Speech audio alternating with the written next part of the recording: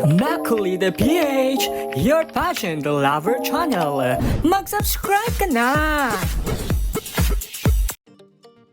Usap-usapan ngayon sa social media ang panibagong revelasyon kaugnay sa naging paglahok ng pambato ng Pilipinas na si Gabby Carballo sa Miss Eco International 2026. Matapos ngang bitawan umano ng Vietnam ang titulong Miss Eco Asia 2026, inialok daw ito kay Gabby Carballo, ngunit magalang umano niya itong tinanggihan.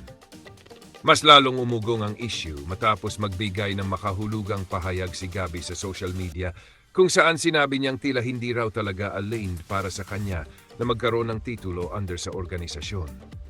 Dahil dito, marami ang naghinalang konektado ito sa mga nauna na niyang pahayag tungkol sa umano'y hindi malinaw na judging process at sinasabing may nakahanda ng top 10 bago pa man matapos ang competition.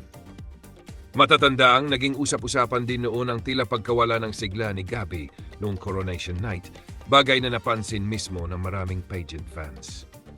Kaya naman, para sa ilang netizens, tila mas naging malinaw ngayon kung bakit mabigat umano ang kanyang aura during the finals. Sa kabila ng lahat ng kontrobersya, marami pa rin ang humahanga kay Gabby Carballo dahil mas pinili umano niyang panindigan ang kanyang prinsipyo kaysa tumanggap ng titulong hindi bukal sa kanyang loob.